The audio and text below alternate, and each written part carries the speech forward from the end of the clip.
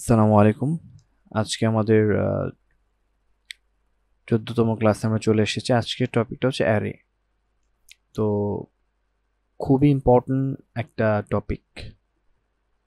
আশা করি আপনারা খুব ধৈর্যের সাথে ক্লাসটা করবেন। একটু সিরিজটা বড় হবে। অ্যারে নিয়ে আমি হয়তো 9টা থেকে 10টা হয়তো ভিডিও বানাবো।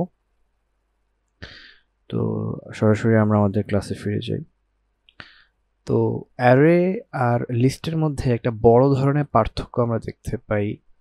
সেটা আপনারা যারা অলরেডি অ্যারে নিয়ে কাজ করেছেন বা লিস্ট নিয়ে কাজ করেছেন জানেন। তারপরও আমি একটু আপনাদের সাথে শেয়ার করি।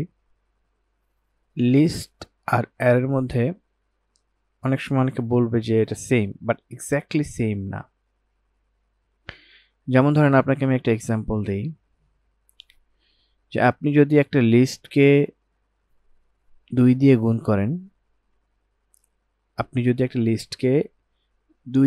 করেন, তাহলে সেই লিস্টটা 2 বার মানে গুণ হবে। কিরকম আপনাদের সাথে একটু একটা এক্সাম্পলের মাধ্যমে যদি দেখাই তাহলে বুঝতে পারবেন। ধরেন আমি একটা লিস্ট এখানে এ নিলাম, ধরেন এখানে আমরা 1 2 3 4 দিলাম। এখন আমি যদি প্রিন্ট করে যদি 2 ইন্টু এ দিই, তাহলে দেখেন আমার কি প্রিন্ট হলো, 1 2 3 4 1 2 3 4, মানে এই পুরো জিনিসটা 2 বার প্রিন্ট হলো, তাই না? কিন্তু এই সেম জিনিসটাকে যদি আমি অ্যারেতে কনভার্ট করি, অ্যারেতে যদি আমি লিখি, তাহলে এই 2 প্রতিটা পজিশনে গিয়ে গুণ হবে। তখন কি হবে, এই 1 এর জায়গায় 2 হবে, 2 এর জায়গায় 4 হবে, 3 এর জায়গায় 6 আর 4 এর জায়গায় 8 হবে। তো এইটাই হচ্ছে বড় পার্থক্য। আপনি যদি বোঝার সাথে বুঝতে চান তাহলে এভাবে বুঝতে পারেন। তো আমাদের যখন পজিশন ডিরেকশন খুবই জরুরি, এবং আমরা যখন চাইবো, ধরেন ম্যাট্রিক্সের ক্ষেত্রে যেটা হয় যে আমরা সার্টেন একটা পজিশনে একটা গুণ করতে চাচ্ছি বা অ্যাভারেজে সব জায়গায় আমি মাল্টিপ্লিকেশন করতে চাচ্ছি, তখন কিন্তু আপনি নর্মাল এই লিস্ট দিয়ে আপনি আপনার কাজ সম্পাদন করতে পারবেন না। যখন পজিশন, ডাইমেনশন এই বিষয়গুলো চলে আসবে, তখন আপনাকে অ্যারেতে চলে আসতে হবে। মূল কার্যক্রম তখন অ্যারে দিয়েই সম্পাদন করতে হবে। এটা হচ্ছে মূল বিষয়। যাই হোক, তো বেসিক ডিফারেন্সটা আমি বোঝানোর চেষ্টা করলাম। অ্যারে নিয়ে কাজ করতে গেলে আমাকে প্রথমে অ্যারে যে মডিউলটা সেটাকে ইম্পোর্ট করে নিতে হবে, যেভাবে এখানে দেখতে পাচ্ছেন। এই অ্যারেটাকে ইম্পোর্ট করে নিতে হবে। মডিউলটা আগে থেকে আমাদের জন্য করে দেওয়া আছে, পাইথন করে রেখেছে, আমাদেরকে জাস্ট ইম্পোর্ট লিখে অ্যারে এভাবে লিখতে হবে। লেখার পর অ্যাজ ইউজুয়াল আমরা জাস্ট একটা ভ্যারিয়েবল নিলাম। এবং তার আগে আমি আরেকটা জিনিস শেয়ার করি, আমরা কিন্তু আজকে 1 ডাইমেনশনাল অ্যারে নিয়ে কাজ করব। তা আপনি বলতে পারেন ভাই 1 ডাইমেনশন, হ্যাঁ, একটা সিঙ্গেল লাইনে থাকবে, একটা লাইনেই একটা ডাইমেনশনই থাকবে, একটা রোই থাকবে, কলাম যতগুলো হোক সমস্যা নেই, কিন্তু একটা রোই থাকবে, রো হবে একটা। তো যাই হোক, আমরা কিন্তু একটা মডিউল ইম্পোর্ট করলাম অ্যারে। এখনকার কাজ হচ্ছে আমরা একটা ভ্যারিয়েবল নিলাম এবং এই যে মডিউলটাকে আনলাম, এখন এই মডিউলটাকে আমাকে প্রথমে লিখতে হবে। লেখার পর ডট দিয়ে এই মডিউলের ভেতরে আরেকটা আমরা কি পাচ্ছি, অ্যারে নামে একটা মেথড পাচ্ছি। ঠিক আছে, ধরে নেন মেথড বা ফাংশন। তো সেটাকেও আমাকে মেনশন করতে হচ্ছে।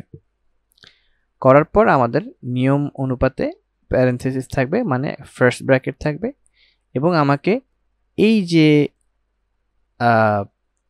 যেই ভ্যালুগুলো বা লিস্টের মতো করে আমরা মূলত অ্যারেকে রিপ্রেজেন্ট করব, সেগুলো কি ধরনের ভ্যালু হবে? ইন্টিজার ভ্যালু এবং সিঙ্গেল লাইন ইন্টিজার ভ্যালু। তার জন্য আমাকে এই ডেটা টাইপটা দিয়ে দিতে হচ্ছে, আইকে the I for integer, the type code I stand for single integer, মানে ইন্টিজার ভ্যালু থাকবে এখানে, এটা আমাকে মেনশন করে দিতে হচ্ছে। আচ্ছা, মেনশন না করলে আমার যেটা হবে এখানে এরর আসবে। তারপরে যেটা করতে হবে, কমা দিয়ে আমাকে প্যারেনথেসিসের ভেতরে বা থার্ড ব্র্যাকেট বললে অনেকে বোঝে, আমি কি করলাম, ইন্টিজার কিছু ভ্যালু দিলাম। তো এই ভ্যালুগুলোর পজিশন এবং কি ধরনের ভ্যালু সেটা কিন্তু আমার মেনশন করা শেষ। এখন আমি এই ইনফরমেশন, টোটাল ইনফরমেশনটা এই ভ্যারিয়েবলের ভেতরে রাখলাম, এই ভ্যারিয়েবলটা অ্যাজ আ রেফারেন্স সে কাজ করতেছে। এখন যেটা করব, আমরা প্রতিটা পজিশন, যেমন 101 এটা পজিশন 0, 102 এটা পজিশন 1, আমরা জানি যে পাইথনের ক্ষেত্রে ইন্ডেক্সিং বা পজিশন 0 থেকে শুরু হয়। তো আমরা আগেও করেছি, আবারও করব। আমরা আসলে পজিশন দেখতে যাচ্ছিলাম, 0 নাম্বার পজিশনের ভ্যালু কত, তারপর হচ্ছে 1 নাম্বার পজিশনের ভ্যালু কত। দেখেন এখানে পজিশনের একটা বিষয় চলে আসছে কিন্তু, মানে ডিরেকশন।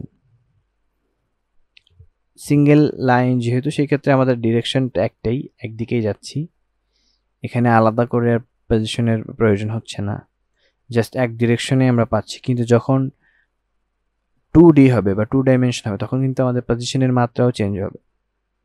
তো যখন করব তখন ওইটা নিয়ে আমরা বোঝাবো বা দেখাবো। যাই হোক, আপাতত এখন আমরা 1 ডাইমেনশন বা স্কেলার ফর্মেই থাকি। আচ্ছা, তো যাই হোক, এখন হচ্ছে প্রিন্ট করতে চাচ্ছি আমরা প্রথম পজিশনে কি আছে, মানে 0 পজিশনে কি আছে 101, তারপরে 1 নাম্বার পজিশনে কি আছে 102, এভাবে করে আমরা 4 পর্যন্ত গিয়েছি। তো এখানে ভ্যালু কয়টা আছে, 5টা, সুতরাং এখানে 4 পর্যন্ত আমরা গিয়েছি। তো যাই হোক, এখন আমরা এটা একটু এক্সিকিউট করে দেখি।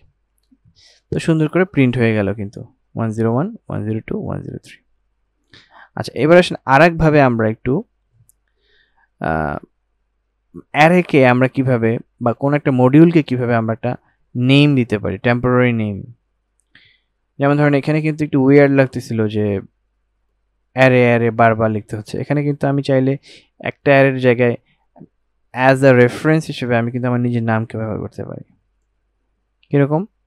যেমন ধরেন আমি ইম্পোর্ট করলাম অ্যারেকে এবং অ্যাজ লিখে, এটা একটা ফাংশন, অ্যাজ লিখে আমি এখানে AR দিয়ে দিতে পারি, সংক্ষিপ্ত করে দিতে পারি। আপনি যদি চান অ্যাজ দিয়ে আপনি নিজের নামও লিখতে পারেন, সমস্যা নাই। তাহলে কি হলো, আমার এই অ্যারেটা ফিক্স থাকলো, বারবার আমাকে অ্যারে অ্যারে লেখা লাগলো না, মানে জিনিসটা কনফিউজিং হলো না।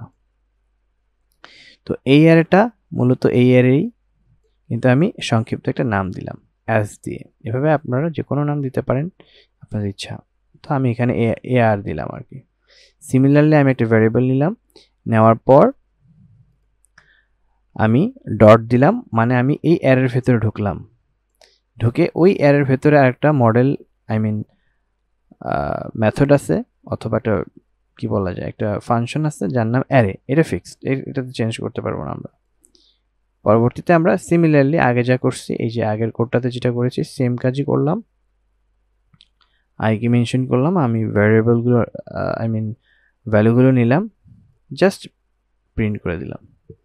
এখানে জাস্ট সেম কাজই করছি, জাস্ট একটু পরিবর্তন, সেটা কি, যে আমরা এভাবে করে ইম্পোর্ট করতে পারি। ইম্পোর্ট করার পরে আমরা টেম্পোরারি নেম দিতে পারি। Importing the array module with an Ilias AR, এটাকে অ্যান এলিয়াস বলা হয়। ঠিক আছে, এই S.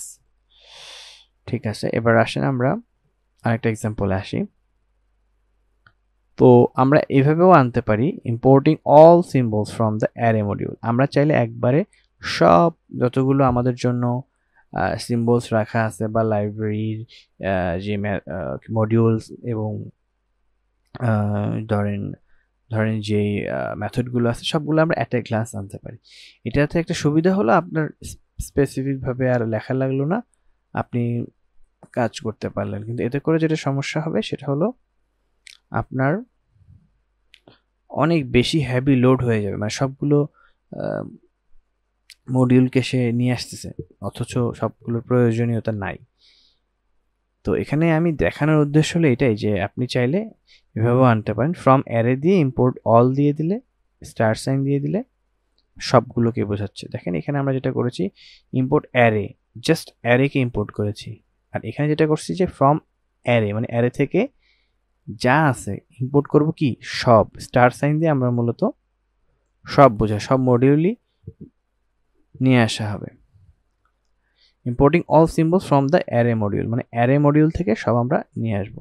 Library module, method, function, এগুলো কি আস্তে আস্তে আপনারা আমাদের সাথে কাজ করতে করতে বা আমাদের ভিডিও দেখতে দেখতে বুঝে যাবেন, বা আপনারা আলাদাভাবে কিছু ভিডিও বা ইনফরমেশন গুগলে সার্চ করে দেখে নিতে পারেন বা ইউটিউবে দেখে নিতে পারেন, বুঝতে পারবেন। এটা কঠিন কিছু না, জাস্ট একটা sequence, nothing else.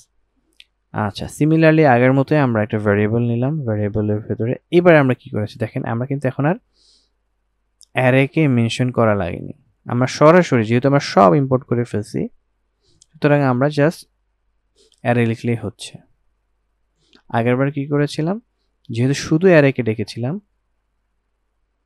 Just অ্যারেকে ডেকেছিলাম, array, এই জন্য আমাকে অ্যারেকে মেনশন করে, মানে অ্যারের যে নামটা এটাকে মেনশন করে দেন অ্যারেকে মেনশন করা লেগেছিল, মানে অ্যারের ভেতরে অ্যারে। আর এখানে যেটা হয়েছে যে সব তো আমি ডেকে ফেলেছি, সবই আমার এখানে আছে, জাস্ট কোনটা লাগবে সেটাকে মেনশন করলেই হচ্ছে। অ্যারেকে লাগবে, সুতরাং অ্যারেকে মেনশন করা হয়েছে। আমার মনে হয় আপনারা বুঝতে পারতেছেন। তো এভাবে করা যায়, বাট এটা গুড প্র্যাকটিস না। আসলে যতটুকু দরকার ততটুকুই ডাক দেওয়া ভালো। তাহলে কি হলো যে আপনার কাজটা স্পেসিফিক জায়গাতে শেষ হলো, মেমোরিও কম খেলো, সময়ও কম লাগলো, এক্সিকিউশন যে পাওয়ারটা কম লাগলো। আচ্ছা, তো সিমিলারলি আমি আগের কোডগুলোর মতোই আমার ভ্যালুগুলো নিলাম, তারপর আমি জাস্ট প্রিন্ট করলাম পজিশন দিয়ে। ভ্যারিয়েবলের ইন্ডেক্সিংয়ের মাধ্যমে আমরা পজিশনগুলো দেখে নিলাম যে হ্যাঁ আমরা 101, 102, 103, 104 এভাবে করে দেখতে পাচ্ছি। আচ্ছা, এবার আসেন আমরা যদি কোনো ভ্যালু ফ্লট আকারে নিতে চাই তখন কিভাবে নেবেন। In case of array, 1D array, তখন এই বিষয়টা বোঝানোর কিছু নাই, ফ্রম অ্যারে ইম্পোর্টে বারবারই আসবে। আমি আপাতত স্টার সাইন দিয়ে সব ইনক্লুড করে নিচ্ছি।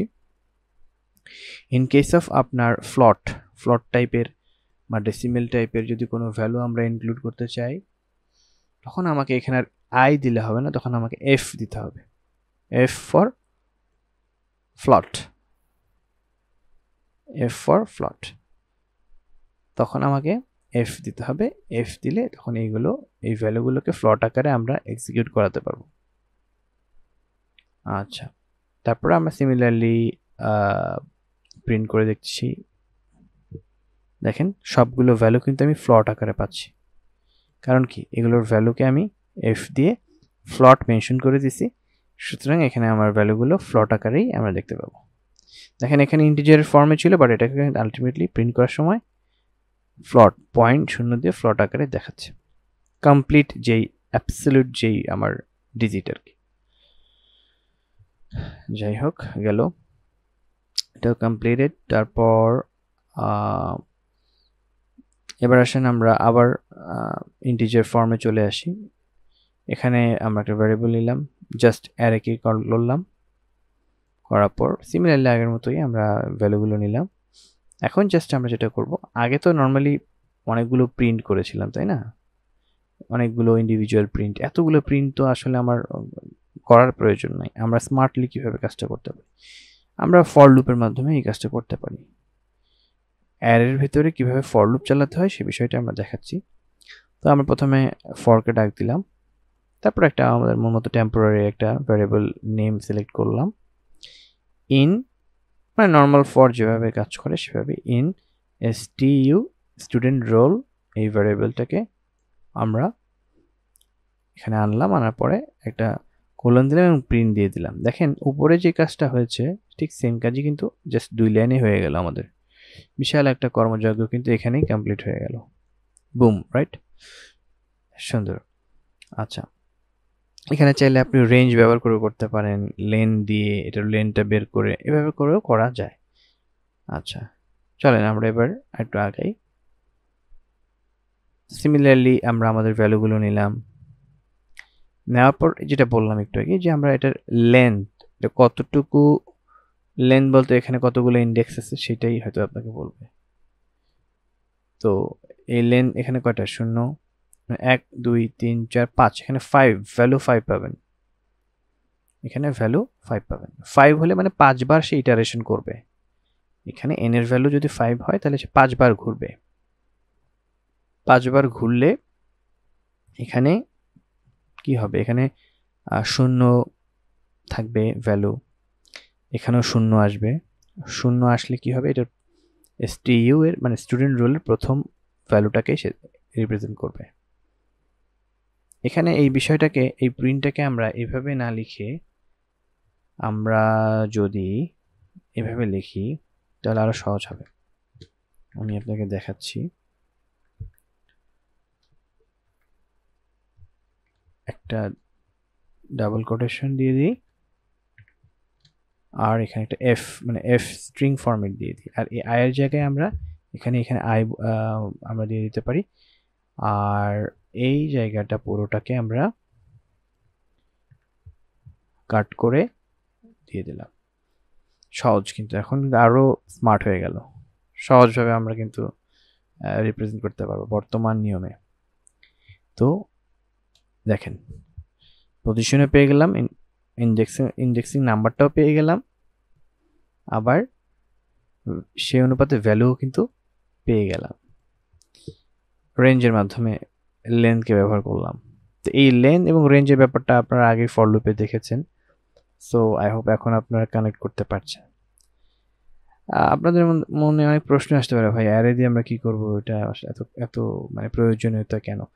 আসলে সামনে যখন আপনাদেরকে আমরা ডিপ লার্নিং বা মেশিন লার্নিং করাবো, তখন এই বিষয়গুলো অনেক ভালো মতোই কাজে আসবে এবং সরাসরি ভূমিকা রাখবে। তখন বুঝতে পারবেন যে এগুলো কেন আসলে প্রয়োজনীয়তা রয়েছে। যদিও বেসিক পাইথনে অনেক সময় এই ব্যাপারগুলো দেখানো হয় না, specially if I talk about array এইভাবে এত ডিটেলভাবে দেখানো হয় না, বাট আমি মনে করি এগুলোকে বেসিকের ভেতরে রাখা উচিত। যাই হোক, তো আমরা আগাই।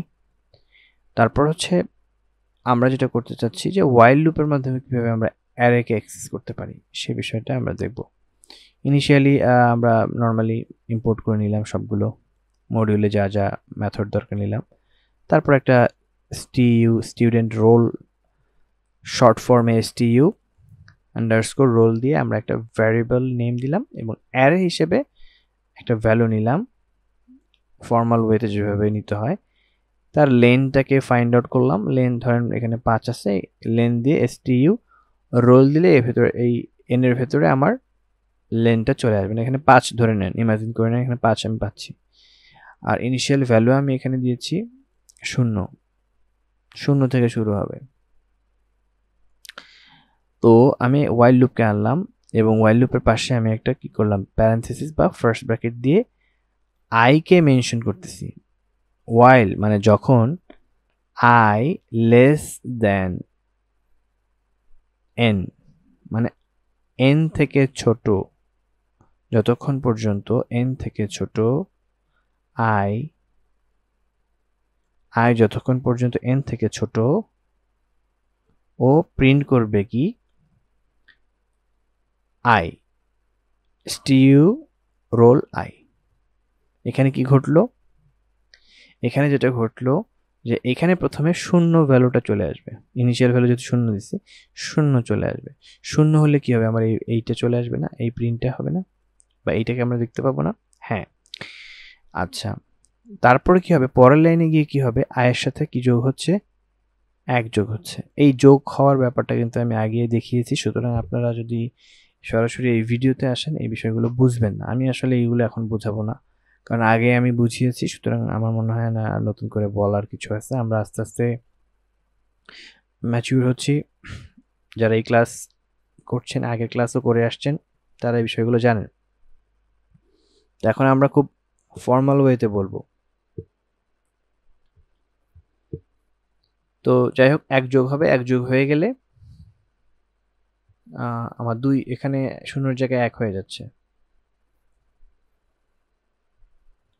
আচ্ছা, তারপরে এখানে আবার এখানে কিন্তু সে 1 হয়ে গেল, আগে কিন্তু 0 ছিল। তো 1 তো আসলে n এর চেয়ে ছোট, মানে যেহেতু এটার ভ্যালু 5, যতক্ষণ না পর্যন্ত 5 এর চেয়ে মানে বড় হচ্ছে বা সমান হচ্ছে, মূলত সহজ কথা এখানে আমার 4 পর্যন্ত ঠিক আছে। 4 পর্যন্ত এখানে যদি 4 আসে, এখানে যদি 4 আসে, ধরেন আমি যদি 4 দিই আর এখানে যদি আমি 5 দিই, তাহলে কিন্তু শর্ত ঠিক আছে, তাহলে ও এই প্রিন্টটা করবে। ঠিক আছে, এখানে যখনই 5 আসবে তখন শর্ত মিলল না, এখানে আর যাবে না, আমরা ওয়াইল লুপে দেখছি। তো এখানে আমরা n দিই, কারণ n এর ভ্যালু 5 ইমাজিন করে নিতে পারেন, আর এখানে i দিচ্ছি। তো এটা যখন আমি এক্সিকিউট করব তখন আমার 5 পর্যন্ত যাবে। তো বলতে পারেন যে ভাই n এর থেকে ছোট কেন, 5 এর সমান না কেন? দেখেন আমরা জানি যে ইন্ডেক্সিংটা কিন্তু হয় 0 থেকে, 0 1 2 3 4, 5টা ভ্যালু আছে, কিন্তু ইন্ডেক্সিংটা আমার 0 থেকে 4 পর্যন্ত যাচ্ছে। তো এখানেও ঠিকই আমার ইন্ডেক্সিং পেতে গেলে আমার তো 0 থেকে 4 পর্যন্ত যেতে হবে, তাই না? আমি যদি এখন এখানে যদি এরকম ইকুয়াল সাইন দিতাম, তাহলে তো এখানে এরর আসতো। দেখেন এরর আসছে, array index out of range, মানে রেঞ্জের বাইরে চলে গেছে। এখানে এখানে চলে আসছে 5 তো আসলে নাই, 5 নাম্বার পর্যন্ত নাই। এখানে 6টা ভ্যালু থাকলে তখন 5 দেওয়া যেতে পারতো। এই হচ্ছে বিষয়। তো এইভাবে জিনিসটা কাজ করতেছে। তো একই আমরা কয়েকভাবে কিন্তু আসলে অ্যারের ডেটা রিট্রাইভ করতে পারতেছি। খেয়াল করেন, আমরা ওয়াইলের মাধ্যমে করতে পারলাম, তারপর আমরা এখানে ফর লুপের মাধ্যমে, রেঞ্জের মাধ্যমে করতে পারলাম, শুধু ফর লুপ দিয়ে আমরা করতে পারলাম। কয়েকভাবে কিন্তু আমরা ডেটাটা রিট্রাইভ করতে পারলাম পজিশনকে মেনশন করে। হ্যাঁ, এই হচ্ছে আজকে আমাদের অ্যারের ফার্স্ট ক্লাস, এবং ডেফিনেটলি অ্যারে 1 ডাইমেনশন দিয়ে আমরা কাজ করেছি। হ্যাঁ, 1 ডাইমেনশন মানে আমার একটা রোতেই সব থাকতেছে, 2 ডাইমেনশনাল তখন আরেকটা রো তৈরি হবে। এভাবে করে ডাইমেনশন বাড়বে। তো যাই হোক, এবং ডাইমেনশনের মজার ব্যাপারটা হচ্ছে এখানে কিন্তু পজিশন থাকবে। হ্যাঁ, একটা পজিশন থাকবে, স্পেসিফিক পজিশন থাকবে, সেই অনুপাতে আমরা আমাদের ভ্যালুগুলো পাবো। তো একটু ঠান্ডা মাথায় একটু প্র্যাকটিস করতে হবে, একটু বুঝে বুঝে প্র্যাকটিস করতে হবে। আমরা আস্তে আস্তে বড় হচ্ছি, সিনিয়র হচ্ছি, সুতরাং আমাদের সামনে কমপ্লেক্সিটিটাও একটু বড় হবে। তো মাথা ঠান্ডা করে বুঝে বুঝে প্র্যাকটিস করতে হবে। ঠিক আছে, আজকের মতো এই পর্যন্ত। আমার জন্য দোয়া করবেন, ভালো থাকবেন। আসসালামু আলাইকুম রহমতুল্লাহ।